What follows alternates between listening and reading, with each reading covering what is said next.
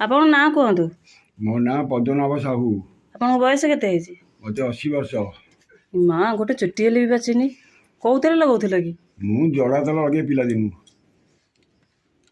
ଆପଣ ମହାଭାରତ ବିଷୟରେ ଜାଣିଛନ୍ତି? ହଁ। ମହାଭାରତର ଯୁଦ୍ଧରେ ପ୍ରଥମରୁ ଶେଷ ଯାଏଁ କିଏ ଦେଖୁଥିଲା? କାହାକୁ?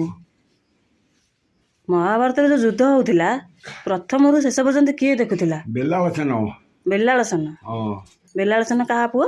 ବେଲାଳସେନ ହେଉଛି ବେଲାଳସେନ ଭୀମସେନ ପୁଅ। ହଉ ତାଙ୍କ ବିଷୟରେ ଟିକେ କୁହ।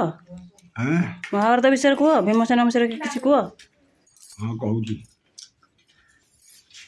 ଭୀମସେନ କୋଉଠୁ ବିଷ ଲଡୁ ଖାଇଥିଲେ, କେମିତି ପାତାଳପୁରରେ ଯାଇ ପହଞ୍ଚିଥିଲେ, ଏସବୁରେ ଜାଣିଛ ନା?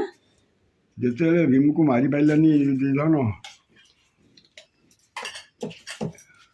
ଆଉ ସେ ପାଞ୍ଚିଲା ତାକୁ ଶଙ୍କୁନି କହିଲା ତାକୁ ବିଷ ଦେଇକି ମାରିଦେବା। ବିଷ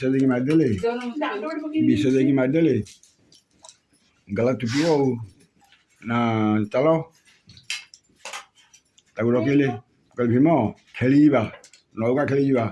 ଆଉ ନା ଭୀମ କହିଲା କ'ଣ ଖାଇବା ସେଇ ନା ଆମେ ଲଡ଼ୁ କରିଛୁ।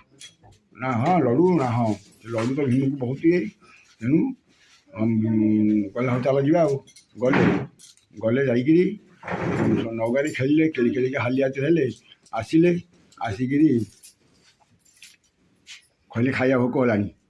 ବାଢ଼ିଲେ ଭୀମକୁ ତ ଦଉଛନ୍ତି ଗୋଟାଟା, ସେ ଖାଇଯାଉଛି ସବୁ। କିନ୍ତୁ ସେଥିରେ ବିଷର କାଳକୂଟ ଗରଳ ଦିଆହେଇଛି ବୋଲିକିରି ଭୀମକୁ ଆଉ ଜଣା ନାହିଁ।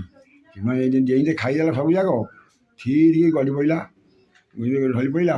ତାକୁ କ'ଣ କଲେ, ଡଙ୍ଗାରୁ ତଳକୁ ପେଲିଦେଲେ। ସେ ଟଙ୍କା ପାଣିରେ ପଡ଼ିଗଲା। ପଡ଼ିଲେ ହେଲା ଲୁହାଟା ବୁଡ଼ିଗଲା ତଳକୁ ବୁଡ଼ି ପାତାଳରେ ପାଇଲା। ନାଗମାନେ ଥିଲେ ସବୁ ଭିଡ଼ିକି ଖାଇଲେ, କ'ଣ ଖାଦ୍ୟ ପଡ଼ିଲା ବୋଲିକି ଭିଡ଼ିକି ଖାଇଲେ ତା ଦେଶ ବିଷ ହରଣ ହୋଇଗଲା। ତା ଦେହରେ ବିଷ ହରଣ ହୋଇଗଲା। ସେ ଉଠିଲା ଦେଖିଲା ମୋତେ କ'ଣ ସାପ କାମୁଡ଼ୁଛନ୍ତି କି। ସେ କ'ଣ କଲା, ତଡ଼ିକି ତ ବାଡ଼େଇଲା ସବୁ ସାପଙ୍କୁ। ଆଉ ତଡ଼ିକି ସାପଙ୍କୁ ବାଡ଼େଇକି